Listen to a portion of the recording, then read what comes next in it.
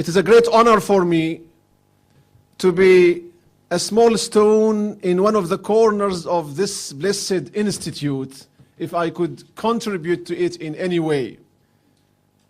No one knows the importance of the sacred knowledge of this deen as much as the ulama do. The tissue of our deen, brothers, is maintained by Quran, Sunnah, Fiqh, Seerah, Aqidah. The behavior of Muslims is protected by the examples we find in mosques and institutes, in circles, sitting there humbly to transmit the knowledge of Rasulullah sallallahu alayhi wa alihi wa sallam. Those teachers are called the heirs of the Prophet sallallahu alayhi wa alihi wa sallam. Those people are the ulama. Inasmuch as the masjids are pieces of the gardens, the institutes of the sacred knowledge are the fortresses to protect this deen from any invasion or penetration of the enemies, or from the destruction of the sacred knowledge. The ulama are the safeguards of this deen.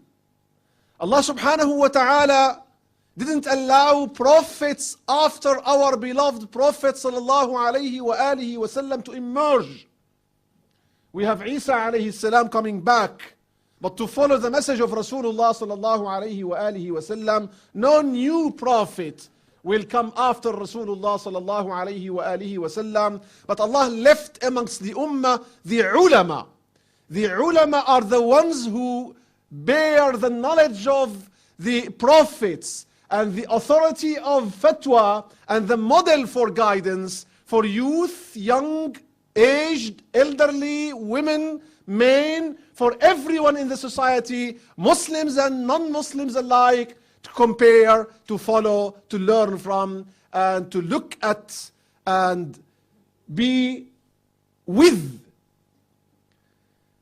Brothers, sisters, the ulama are not only and merely teachers like other teachers of other subjects who could sit and teach chemistry, math, science, or any other subject.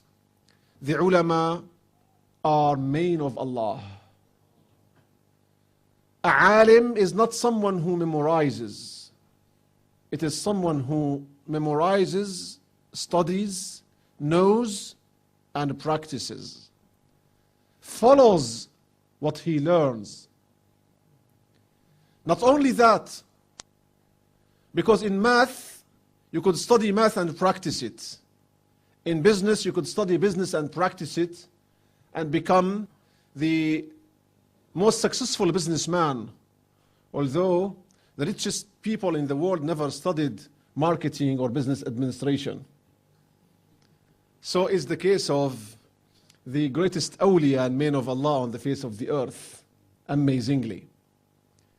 It's not only about knowledge and practice, it is about knowledge, ilm, practice, amal, and ikhlas, sincerity. Doing this for the sake of Allah subhanahu wa ta'ala. These are the most three important elements which make a alim different from other alim in any other field or domain of knowledge. Brothers,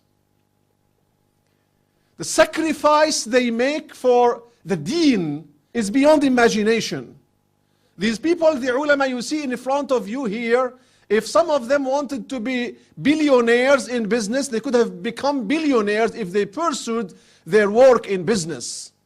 Some of them could have become great physicians, scientists, politicians in every area of their own interests, because everyone had some interest when they were young.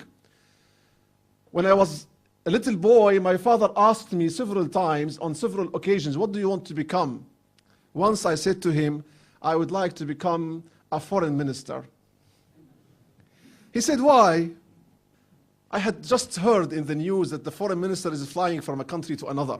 So I said to him, the foreign minister is flying from a country to another, and I would like to do this. He said, you can do it in the service of the deen. And I've done it in the service of the deen. From Singapore to California, from Finland to Cape Town. 4 corners of the world. On another occasion, he asked me, what do you want to become? I said, I want to become a president. A little boy. He said, I'll tell you better than this. I listened. He said, what if the president becomes your student? Setting me on the way of the sacred knowledge. But believe me, these people are not stupid. These people are not naive. These ulama are not people who failed in other areas. They are people of high intelligence, quick-wittedness, great stamina, higher aspirations, who decided not to do anything else than supporting the deen and working for the sake of Allah subhanahu wa ta'ala in service of this deen, in service of this ummah. So they sacrificed their own interests, lived at the edge, on the minimum, and left PhDs and all degrees, and left all honors from all universities, and all jobs and all high ranks to serve this deen.